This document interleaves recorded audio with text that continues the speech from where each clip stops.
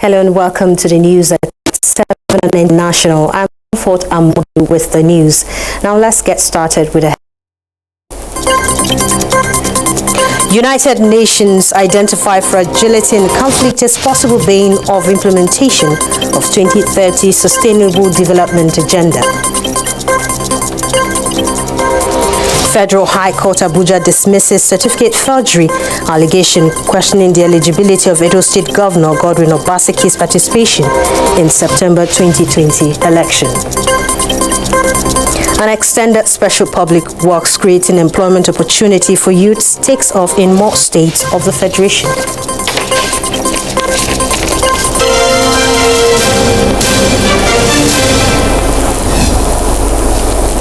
Now the news in detail. Fragility and conflict remain the greatest obstacles to the implementation of the 2030 Sustainable Development Agenda. United Nations Secretary General Antonio Guterres said this during his remarks to a high-level open video conference of the Security Council debate. Adebola Brookson Sunday has details of this report. 17 Sustainable Development Goals are our guide. It was in September of year 2000 at the UN Millennium Summit that the General Assembly adopted the United Nations Millennium Declaration for a global partnership to reduce extreme poverty. It was modified to Sustainable Development Goals. During the meeting, Antonio Guterres told others debating on challenges of maintaining peace and security in fragile contexts that conflicts today are becoming more complicated around the world. In the Horn of Africa and the Sahel, fragility has been exacerbated by transboundary threats such as climate change, terrorism, transnational organized crime, and the proliferation of armed groups. To address these trends, the United Nations has worked closely with the African Union and regional economic communities. La fragilité des États reste un obstacle majeur au développement en Afrique. For the chairperson of the African Union Commission, Musa Faki Mahamat, state fragility remains a major obstacle for development in Africa, and overcoming the challenge is an absolute priority for the African Union, which has adopted a number of policies to prevent conflicts and tensions. Former President of Liberia, Ellen Johnson Sirleaf, also has similar line of thoughts, suggesting early interventions and female efforts in resolving conflicts. You have also seen that women peace and security actors can help put out a small, smoldering fire before it becomes a major conflagration. The open debate in Tunisia's January Council presidency is aimed at building a stronger cooperation with regional and sub-regional actors to help address fragility related to conflicts. Adebola Brookslyn Sunday, NTA News. And the Federal High Court Abuja has dismissed a case of certificate forgery instituted against Governor Godwin Obaseki of Edo State. The presiding judge, Justice Ahmed Mohammed, held that the plaintiffs failed to come up with credible evidence to prove the allegation. Details with Austin Anyebe. The All Progressive Congress had approached the Federal High Court to seek the disqualification of Godwin Obaseki from the September 19th election on allegation of false information given to INEC, informs EC9. Specifically, the plaintiffs alleged that he presented false and forged certificates for University of Ibadan and that he did not fill the column for primary school certificate, inform EC9. Giving judgment on the evidence placed before the court by the plaintiffs and the defense teams, the court held that the burden of proof was on the plaintiffs who alleged forgery. The court held that throughout the proceedings, no credible evidence was adduced to establish a case of forgery against the defendant. Justice Ahmed Mohammed maintained that the court expected the plaintiffs through their witnesses to verify from University of Ibadan, where the governor was alleged to have forged the certificate from, but no attempt was made to do so, as allegations of forgery is criminal and requires full proof of evidence beyond reasonable doubt. The presiding judge, however, agreed with the evidence given by the defense witnesses, particularly the Deputy Registrar Legal for University of Ibadan, who identified the degree certificate in classical studies acquired from the university in 1979. He described his evidence as direct, as it closed the matter and thereby dismissed the case in its entirety. We are quite happy and elated, and we hope that this will put to rest this issue of certificate saga that is resuscitated every electoral cycle. Because it's been on 2016, they did the same thing. Anytime Obaseki is said to contest an election, they raise up the issue of certificates. Efforts to speak with the counsel to the plaintiffs proved abortive. From the Federal High Court, Abuja, Austin Anyebe, NTA News. Meanwhile, Edo State Governor Godwin Obaseki has hailed the ruling of the Federal High Court Abuja on the certificate forgery case brought against him by the All Progressives Congress, APC.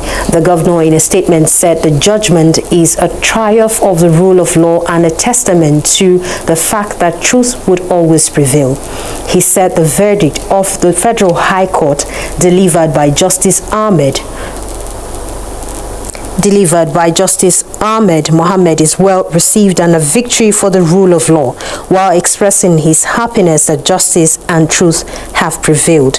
He noted that the verdict confirms once again that Edo people were well guided in trusting him to lead them in the September 19 governorship election, promising to continue to prioritize the development of the state. The governor expressed his profound gratitude to the judiciary, who have stood for truth and justice, the President of the Federal Republic of Nigeria, President Muhammadu Buhari, leaders and members of the People's Democratic Party, PDP, and the good people of Edo State and all Nigerians. Now, Nigerian youths have been told to key into all the available youth programs provided by the federal government as a measure to reduce unemployment in the country. Minister of Youth and Sports Development said this at the flag-off ceremony of the Extended Special Public Works Program at Akinyele local government area of Oyo State. Program, which is designed to employ 1,000 youths from each of the 774 local government areas across the country under the Special Public Work Program of the National Directorate of Employment, a brainchild of the federal government, is to help in alleviating poverty in the country. The Minister of Youth and Sports Development represented affirmed that the program would not only provide jobs but a platform for self-reliance for Nigerian youths. This program is actually complementing the effort of the state government to bring unemployment situation in Oyo State. As all the tools and equipment required have been provided, hence the federal government expects strong commitment from all stakeholders in ensuring efficient implementation. The program has an opportunity to change their own life as well. It is possible. They can make it. So use the opportunity to request Nigerians living within all the benefiting communities to cooperate fully with the participants and officials. The beneficiaries appreciated the latest gesture by the federal government. Grateful to the local government, to the state government and to the federal government for helping me extend more of my experience in agricultural sector. Implement that has been given to me apart from this digger will help me to hasten my work. Each of the beneficiaries will earn 20,000 naira monthly for 3 months as stipend for the stopgap jobs. And 21,000 youths in Anambra State are to benefit from the 774,000 jobs of the Extended Special Public Works Program of the federal government.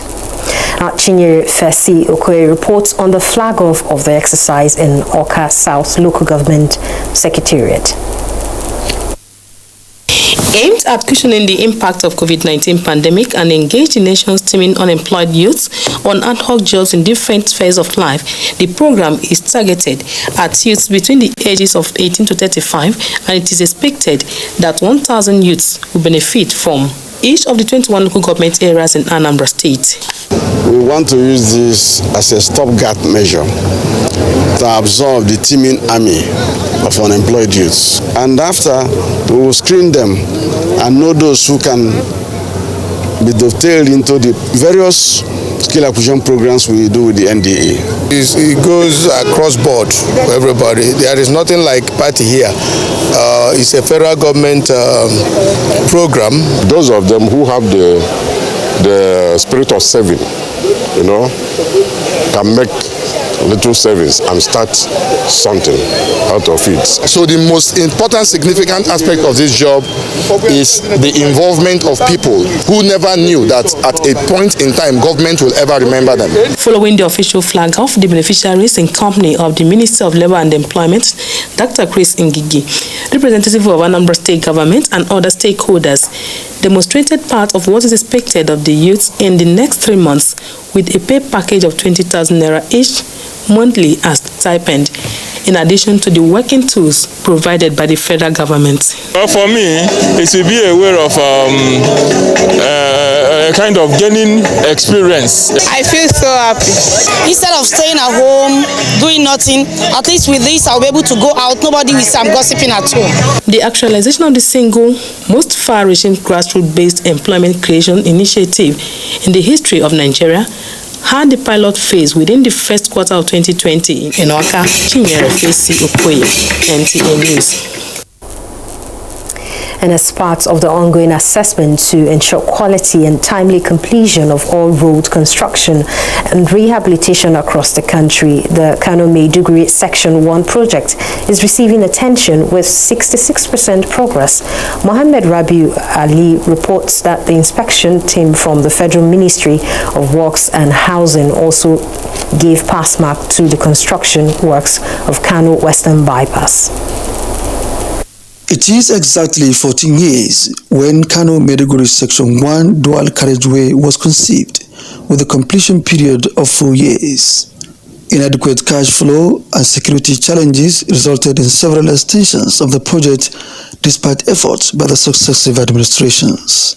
From 2015 to date, the Section 1 to 5 of the entire project have received government attention through Skook Intervention Scheme. Bridges, interchanges and other concrete works have been carried out to reduce the congestion at Wudil town, while Gaya to Shuarin is going steadily. I was vividly angry with this contractor over this because last year they could not access because of low performance, but you could see that they are back on track. We really had a rough time with them and they are determined now to complete the job. The team also inspected the 26.6 kilometer Kano Western Bypass with 56% completion. The project is relatively progressive, even though you saw me attacking the contractor that he needs to speed up his work because too many eyes are on this project. My minister wants to commission this year. The government is doing well regarding funding the project. The last 3 years, Sukuk 1 to 3 this year, funding has been adequate, and we'd like that to continue. As long as that is going on, we'd like to speed up the work and make sure that we deliver this job between the nearest possible time. The road projects, when completed, will ease traffic flow and enhance economic activities not only for northwestern states, but for West African countries. Mohammed Rabiu Ali, NTA News. Meanwhile, the federal and state governments have continued to work out strategies to improve electricity supply for domestic and industrial uses through various technical strategies for power generation and distribution across the country. Kelvin Samuel in the special report takes a look at the expected gains of the newly created Ministry of Power and Petroleum Resources. Office, the governor of Akwa Ibom State, Udom Emmanuel, had assured the people of his desire to focus on industrialization of the state and has continued to put every mechanism in place to ensure its actualization. One of such is the newly created Ministry of Power and Petroleum Resources, with the responsibility of ensuring power for all before the end of 2021. The creation of the new Ministry for Power and Petroleum Development underscores His Excellency's drive to achieve the power for all. One of the ways of bringing down the prices of things produced is making power available, quality power available and affordable. and you discover that the public power supply is more qualitative and less expensive than running a generating set. These stakeholders say it's a good development considering the importance of power to proper functioning of all sectors of the economy. And if the state government said, okay, let's put lights in place, it will really help us, because you see all these small-scale industries, businesses, they cannot strive without lights. So if the government can do that, I think it will help people in so many areas. With the already inaugurated 300,000 capacity electric metering company and the Ibom power plant in place, the people are optimistic that the newly created Ministry of Power, working in synergy with the Federal Ministry of Power, will no doubt achieve the desired result. In Uyo, Kelvin Samuel, NTA News. Many thanks for that report. And you are watching the news at 7 on NTA International. More stories in a moment. Don't go away.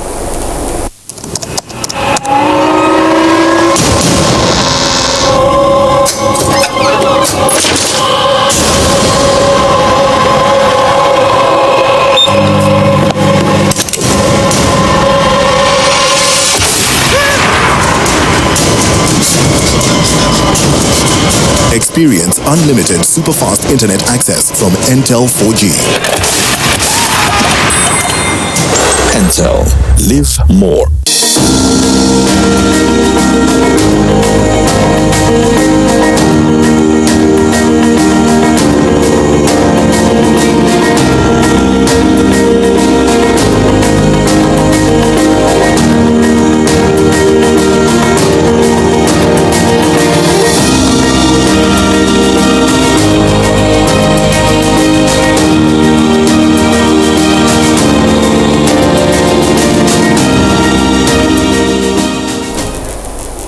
Welcome back. Now, Governor of Sokoto State, Aminu Tambuwal, has extolled Governor Wike for delivering on his promises and providing good governance to the people.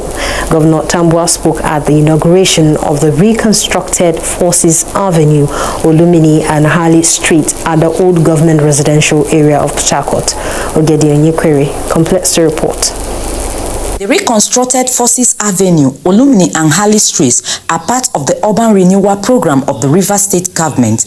The roads are previously not more than 6.5 meters and 7 meters wide, without drainages and street lights as well as walkways. But with the reconstruction of the Forces Avenue, Olumini and Harley Streets, the roads are now dual carriageway with a width of 15.3 and 15.3 meters respectively, and built with drainages.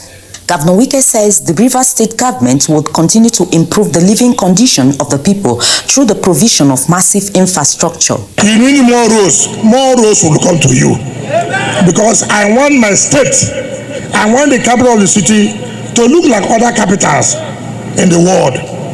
And that is what I want.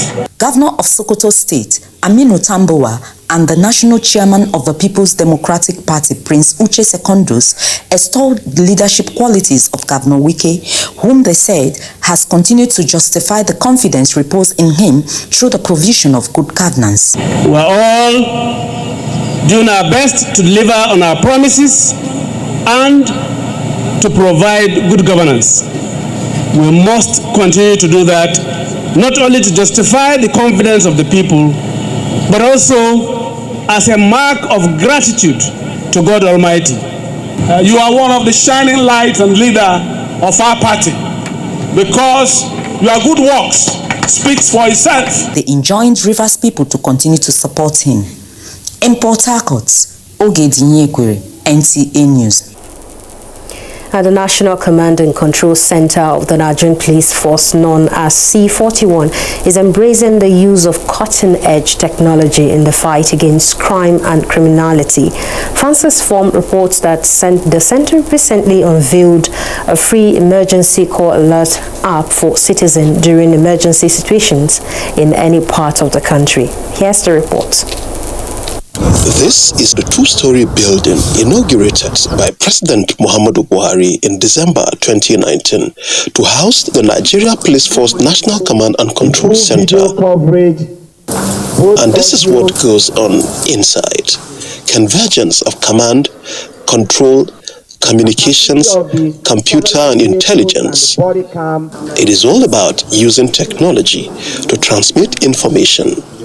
Operations in this center is real-time as live feeds are processed through the body and inbuilt mobile cameras installed on patrol vehicles linked to the control room for prompt action.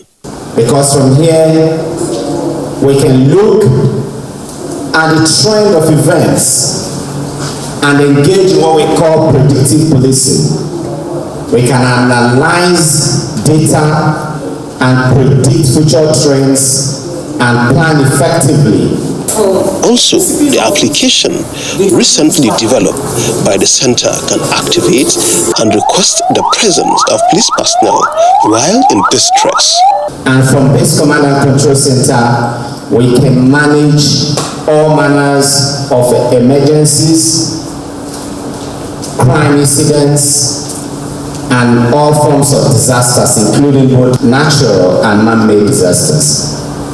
The center's operations are linked to the 36 state police commands and the FCT, just as it also monitors the activities of criminal elements on social media handles for necessary action. In Abuja, Francis from NTA News. Our U.S. sets new records with nearly 290,000 COVID-19 cases in 24 hours, just as Indonesia air passenger plane carrying 62 passengers found near Jakarta coast. Details with Joyce Ometu on Global Update. As the second wave of COVID-19 continues its spread in Nigeria, the country on Friday saw one of its highest coronavirus-related deaths, with 12 people dying in one day. Another relatively high figure of 1,544 new cases were also recorded, bringing the total number of infections to 97,478. Globally, statistics shows that total positive cases have reached 89 million with 1.9 million deaths. Meanwhile, Iranian President Hassan Rouhani said on Saturday that foreign companies will not be allowed to test COVID-19 vaccines on Iranians, adding that his people will not be a testing device for the vaccine manufacturing companies.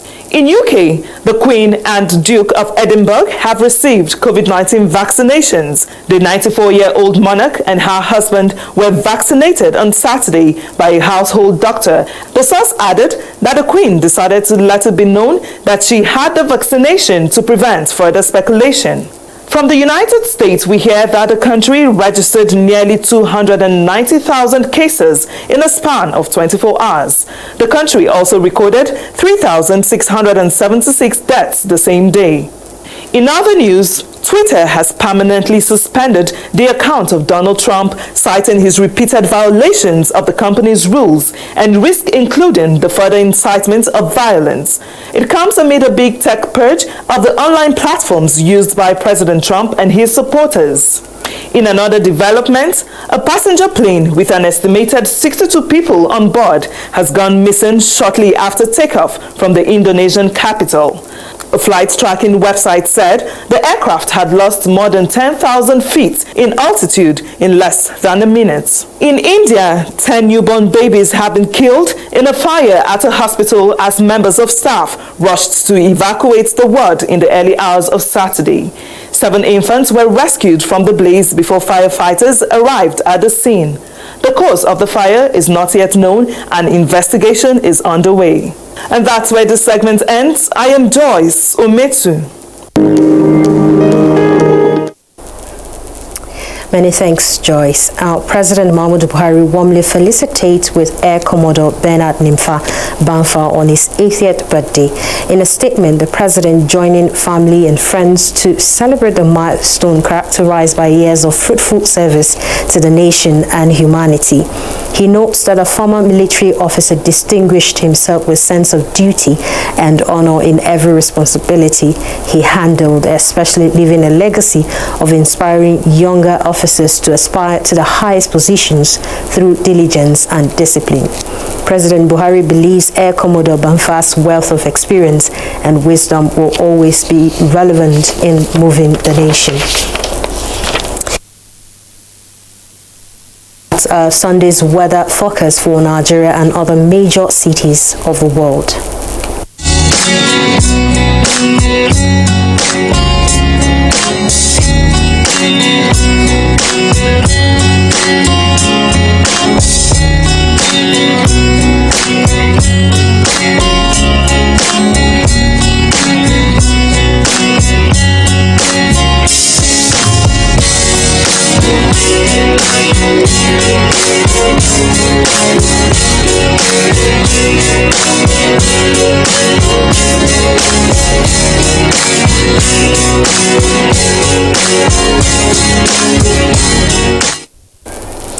That's the news at this time. Many thanks for watching. I am Comfort Amadu, and connect with the NTA to stand against rape and rapists, and stay safe.